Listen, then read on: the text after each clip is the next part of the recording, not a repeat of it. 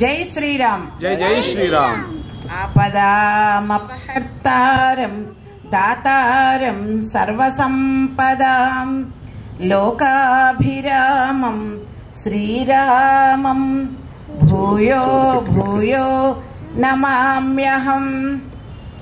జ్ఞానానందమయం దేవం నిర్మలస్ఫటికాకృతిం ఆధారం సర్వవిద్యానాం హయగ్రీవముపాస్మహే.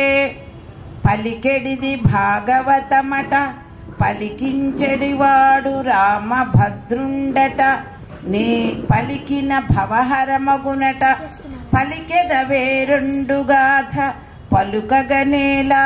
జై శ్రీరామ్. మనం భాగవత కథని శ్రవణం చేస్తున్నాం. అందులో భాగంగా క్షీరసాగర మథనాన్ని నిన్న మనం తెలుసుకున్నాం. దేవతలు దానవులు ఇద్దరు కూడా సఖ్యతతో అంటే స్నేహం చేసుకొని అమృతం కోసం స్నేహం చేసుకొని క్షీరసాగరాన్ని మథించారు.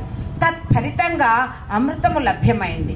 కానీ దేవతలు దేవదేవుణ్ణి నారాయణుణ్ణి ఆశ్రయించినందువల్ల అమృతం మొత్తం కూడా దేవతలకే దక్కింది, దానవులకి దక్కల. పాపం దానవులు బాధతో క్రోధంతో వారు ఇంత శ్రమపడినా వారికి ఆ అమృతం దక్కలేదని దేవతల పైన యుద్ధానికి ప్రకటించారు.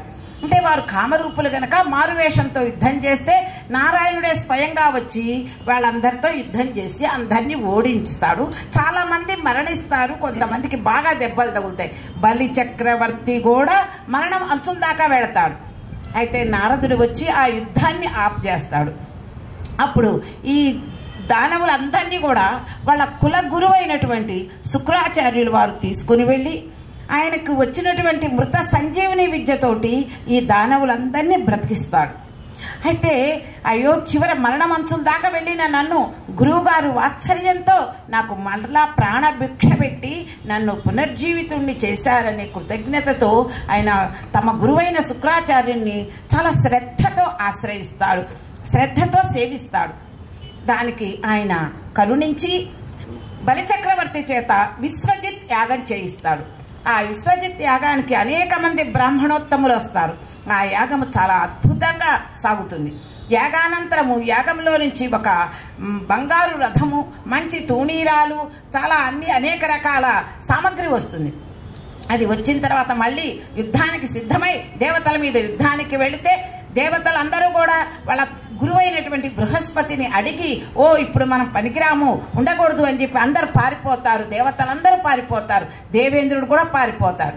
అప్పుడు దేవపురికి బలిచక్రవర్తి రాజు అవుతాడు, రాజ్యాన్ని పరిపాలిస్తున్నాడు. అప్పుడు దేవతల తల్లి, ఎక్కడైనా తల్లికి బాధే కదండి. అయ్యో బ్రహ్మాండంగా దేవపురిని దేవతా సింహాసనాన్ని అలంకరించున్నటువంటి నా బిడ్డ దేవేంద్రుడు అడవులు పట్టి భార్యా బిడ్డలతో తిరుగుతున్నాడు, దేవతలందరూ కూడా దీనావస్థలో ఉన్నారని చెప్పి ఆమె దిగులుతో తన భర్తని ప్రార్థిస్తుంది. కశ్యప మహర్షిని ప్రార్థిస్తుంది. స్వామి నా బిడ్డలు ఏ స్థితిలో ఉన్నారో చూడండి, మళ్ళీ నా బిడ్డలకి ఆ రాజ్యం రావాలి, వాళ్ళ ఈ దీనావస్థని పోయి నా బిడ్డలందరూ సంతోషంగా ఉండాలి, వాళ్ళ పదవి వాళ్ళకి, వాళ్ళ సంపద ఐశ్వర్యం వాళ్ళకి దక్కాలంటే ఏం చెయ్యాలని అడిగితే ఆయన చెప్తాడు, అతిథి నీకు పుత్రవాత్సల్యం, ప్రతి తల్లికి పుత్రవాత్సల్యం ఉంటుంది కాదన్ను. అయితే ఇది నా వల్ల కాదు, నీవు 12 రోజులు పయోవ్రతాన్ని చెయ్యి. ఆ వ్రతం నియమనిష్టలతో చేసి ఆ నారాయణ్ణి ఆరాధించి ఆయన అనుగ్రహాన్ని పొందు. అప్పుడు ఆయనే నీకు కావలసిన వరం ఇచ్చి నీ కోరిక నెరవేరుస్తాడని చెప్తే ఆ అతిథి చాలా నియమనిష్టలతోటి చక్కగా ఈ వ్రతాన్ని ఆచరిస్తుంది. ఆ వ్రతాన్ని ఆచరిస్తే ఆమె నియమనిష్టలకు నారాయణుడు అనుగ్రహించి ఆయన ప్రత్యక్షమై ఆమెకు వరం ఇస్తాడు. ఆమె ఒకటి కోరితే 2 వరాలు ఇస్తాడు. ఆమె ఏమి కోరుకుంది, తన బిడ్డలు దీనావస్థ పోయి వాళ్ళు చక్కగా మళ్ళీ దేవపురిని రాజ్య పాలన చెయ్యాలి, దేవేంద్ర పదవి మళ్ళీ రావాలి, సంపదలు పోయిన సంపదలన్నీ వాళ్ళకి తిరిగి రావాలి, సంతోషంగా జీవించాలని ఆమె కోరింది. కానీ నారాయణుడు ఏం వరమిస్తాడు, అలాగేనమ్మా మళ్ళా నీ సంపదలు నీ బిడ్డలను మంచి స్థితిలో నువ్వు చూస్తావు, వాళ్ళు ఆనందంగా ఉండేటట్లు నేను చేస్తా. అయితే అలా నేను చెయ్యాలంటే ముందు నేను నీ గర్భాన అవతరించాలి అంటే ఇంకంతకన్నా భాగ్యం ఇంకోటి ఉందా అని చాలా సంతోషిస్తుంది. వెంటనే భగవంతుడు ఆమె గర్భంలో ప్రవేశిస్తాడు, అతిథి గర్భంలో. తత్ఫలితంగా ఆమె కొన్ని మాసాలకు ఒక శిశువుని ప్రసవిస్తుంది. మనం లోగడ చాలా భగవంతుడు అనేక అవతారాలు, మత్స్యావతారం, కూర్మావతారం, నరసింహావతారం, చాలా అవతారాలు ఎత్తియాడని మనం చెప్పుకున్నాం. ఏ అవతారంలోని కొన్ని విశేషాలు ఈ వామనావతారంలో ఉన్నాయి. అవి ఏంటయ్యా అంటే, కృష్ణుడుగా జన్మించినప్పుడు మొట్టమొదట చెరసాలలో దేవకి వసుదేవులకి ఆ బాలుడు అవతరించినప్పుడు చతుర్భుజాలతో శంఖచక్ర గదా పద్మాలతో సాక్షాత్ నారాయణులాగే అవతరించాడు. తర్వాత అవన్నీ ఉపసంహరించుకున్నాడు. అలాగే ఈ వామనావతారంలో కూడా మొట్టమొదట అవతరించగానే చతుర్భుజాలతో శంఖచక్ర గదా పద్మాలతో పీతాంబరధారి అయి అవతరించాడు. అంటే ఆయన నారాయణుడే అని అవతరించిన తర్వాత ఉపసంహరించుకున్నాడు. మళ్ళీ కొద్దిసేపటికి ఉపసంహరించుకొని 8 సంవత్సరాల బాలుడుగా గోచరించారు వాళ్ళకి. ఎప్పుడైతే నారాయణుడు అలా అవతరించాడో దేవతలందరూ కూడా సంతోషంతో పుష్పవృష్టి కురిపించారు. దేవ దుందువులు మోగుతాయి అన్నమాట. వేద ఘోష వినిపిస్తుంది శుభ సూచకంగా.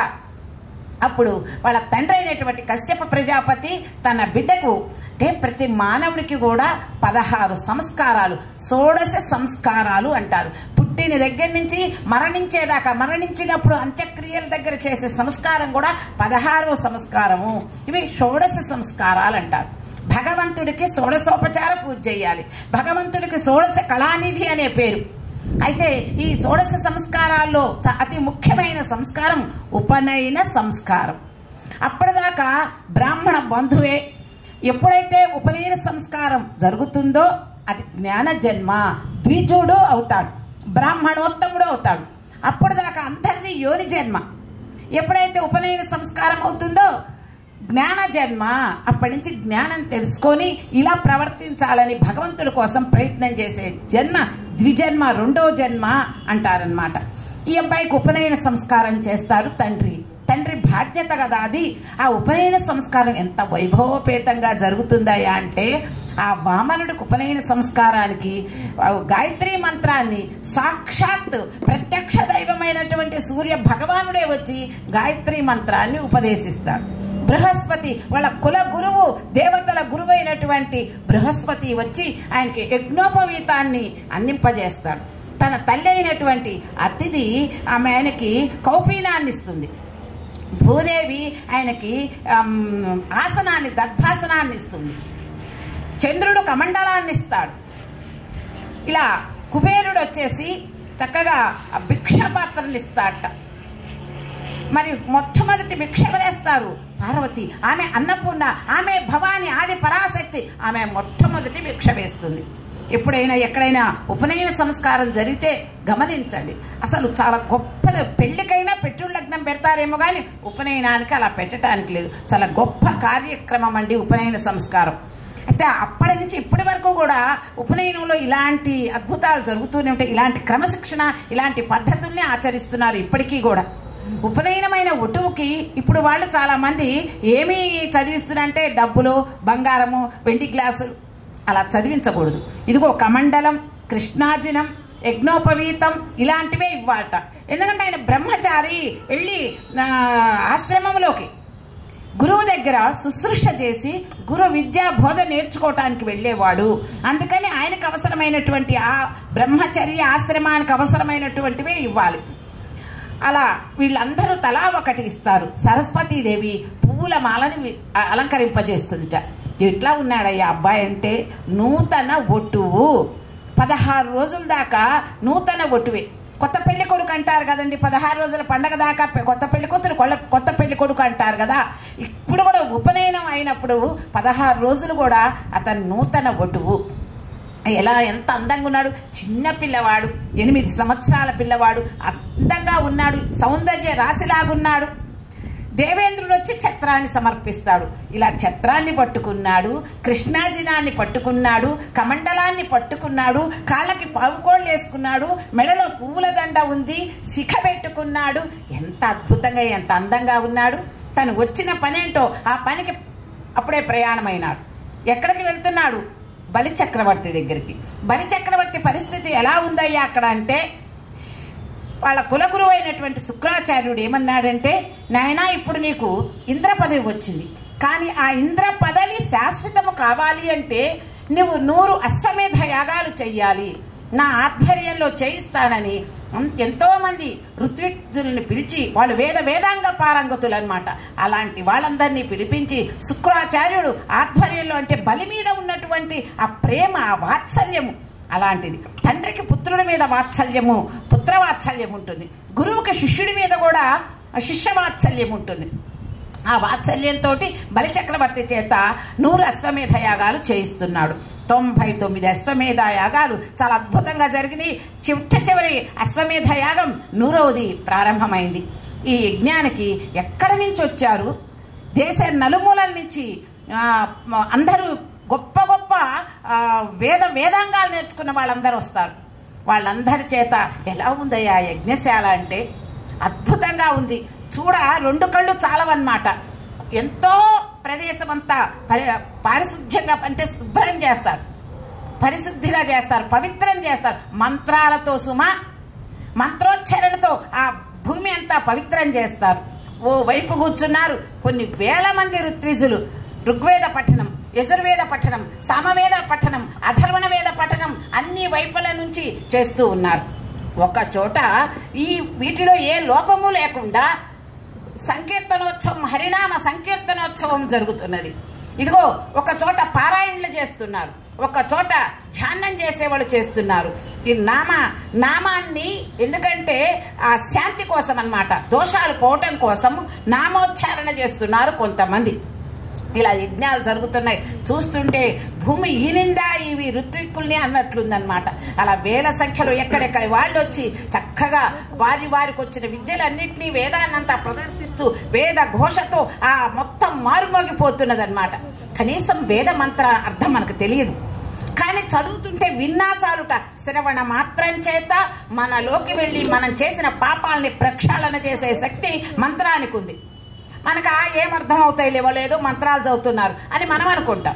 అర్థం తెలియకపోవచ్చు, తెలియకపోయినా విన్నా చాలుట. అంత శక్తివంతమైనవి వేద మంత్రాలు. ఆ స్వరయుక్తంగా వాళ్ళు చదువుతున్నారు కదా. ఇక ఇలా సాగుతున్న సమయంలో అక్కడికి వచ్చాడండి ఎవరు? మన వామనుడు. ఎలా ఉన్నాడు? ఆ యజ్ఞ ప్రదేశానికి అడుగు పెట్టాడు.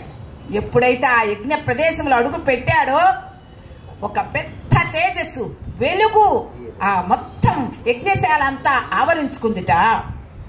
ఆవరించుకునేటప్పటికి అక్కడ దూరంగా పెద్ద, అంటే స్టేజీలాగా ఉచితాసనాన్ని ఏర్పాటు చేశారు. ఆసనం పైన దంపతులు, యజ్ఞానికి యజమాని ఎవరు? బలిచక్రవర్తి, ఆయన భార్య వింధ్యావళి, అక్కడ వాళ్ళ గురువు గారు, వీళ్ళందరూ కూడా ఉచితాసనం మీద కూర్చొని ఉన్నారు. అక్కడ దూరం నుంచి ఎదురుగా వస్తున్నాయని గమనించారు. ఎలా ఉన్నాడు? బుడి నడకలు నడుస్తూ, చాలా తేజస్సులు వెదజల్లుతూ, చేతిలో ఛత్రం పట్టుకొని నడిచి వస్తుంటే, ఓ పవిత్రుడు నడిచి వస్తుంటే ఇంద్రుడా ఎవరు అసలు ఈయన? ఎవరు అర్థం కావటలా, ఎవరో ఈయన అన్నట్లుగా వాళ్ళు కళ్ళు ఒప్పగించుకొని చూస్తున్నారు. యజ్ఞశాలలో ప్రవేశించాడండి. తెలియకుండా వాళ్ళందరూ ఒక్కసారి ఎవ్వరు అనకుండానే లేచి వాళ్ళంతటి వాళ్ళే లేచి నిలబడ్డారట. వాళ్ళంతటి వాళ్ళే నమస్కారం చేస్తున్నారట. అలా వాళ్ళ మనసుకు అలా అనిపించింది. యజ్ఞం చేసేవాళ్ళు, వేద పారాయణ చేసేవాళ్ళు అందరూ కూడా పారాయణ చేసేవాళ్ళు పారాయణ ఆపేసుకున్నారు. హోమంలో ఇదిగో ఆజ్యాన్ని వేస్తున్నారు మంత్రోచ్చరణతో. ఆ శృవాలు అలాగే చేతులు ఆగిపోయి ఆ రూపాన్ని చూస్తున్నారు. చూడండి, మనం ఒక గోతంలో 100 కేజీల పత్తిని పట్టిస్తాం, సరిపోతుంది. అదే కాస్త గట్టిగా పడుతుంది, పడితే అదే టైట్గా ఉంటుంది అనమాట. 100 కేజీలే నిండుగా ఉంటుంది. దాంట్లో 200 కేజీల పత్తిని పట్టించాలనుకోండి, ఏం చేయాలి? కుక్కి పెడితే ఆ బస్తా పట్టలేక 4 వైపులు పగిలిపోయి పత్తి బయటకు వస్తుంది, అవునా? మరి అలాంటప్పుడు ఆ తేజస్సు, ఎంత తేజస్సు ఆ నారాయణుడి, ఆ తేజస్సు అంతా చిన్ని రూపంలో చిన్న వామన రూపంలో మరుగుజ్జు రూపంలాగా ఉంటుంది. అంత చిన్న రూపంలో ఈ తేజస్సు అంతా నింపుకుంటే ఆ తేజస్సు ఆ లోపల ఇమడలేక అది బయటికి తళక్క తళక్క చమక్క చమక్క అని 4 వైపులా ప్రసరిస్తుందిట. అంత గొప్ప తేజస్సు. వచ్చేటప్పటికి ఎక్కడ వింధ్యావళి కూడా అలా నుంచొని గుడ్లప్పగించుకొని చూస్తుంది. శుక్రాచార్యుడు చూస్తున్నాడు, బలిచక్రవర్తి చూస్తున్నారు, అందరూ చూస్తున్నారు. ఒక్కసారి వాళ్ళందరూ స్థాణువులైనట్లు అన్నమాట. కదలకుండా శిలల్లాగా నిలబడి ఉన్నారు. ఆ లోపల ప్రవేశించాట. ఆ అబ్బాయిని చూసి పైనుంచి బలిచక్రవర్తి గబా గబా దిగి ఎదురు వెళ్ళాడు. ఎదురు వెళ్ళి ఆ బాబుని పట్టుకొని, బాబు ఎవరు నీవు, ఏంటి తేజస్సు, అబ్బా ఈరోజు నిజంగా నా యజ్ఞం పరిసమాప్తి అయింది. ఎందుకంటే నీవు ఇంత చిన్న బాలుడివి, చక్కగా ఇప్పుడే కొత్తగా ఉపనయనం చేసుకున్న ఒటుడివి, నా యజ్ఞశాలలో నువ్వు ప్రవేశించి నీ పాదాన్ని నా యజ్ఞశాలలో మోపినందువల్ల నా యజ్ఞము పరితుష్టమైంది, నా హృదయం సంతుష్టమైనది, నేను పావనుడునైనాను, నా రాజ్యమంతా కూడా పావనమైంది అని చెప్పి ఆ అబ్బాయిని పట్టుకొని అడుగుతున్నట్ట. అబ్బాయి ఎదురుగా మాట్లాడాలనిపిస్తుంట. చూస్తే, నాయన ఎవరు నువ్వు, నీ తల్లిదండ్రులు ఎవరు, ఎక్కడి నుంచి వచ్చావు, అసలు ఏ ఊరు నీది అడుగుతాం కదండి ఎవరన్నా కొత్త పిల్లలు వస్తే. ఇతన్ని ఎప్పుడు చూడాల. ఈ రూపాన్ని చూసి ఈయన అడిగింది కరెక్టే, ఆయన సమాధానం చెప్పింది కూడా అబద్ధం ఆట కదా, ధర్మమూర్తి కదా, సత్యాన్నే నుడుస్తున్నాడు. ఏమని అడుగుతున్నాడు తెలుసా?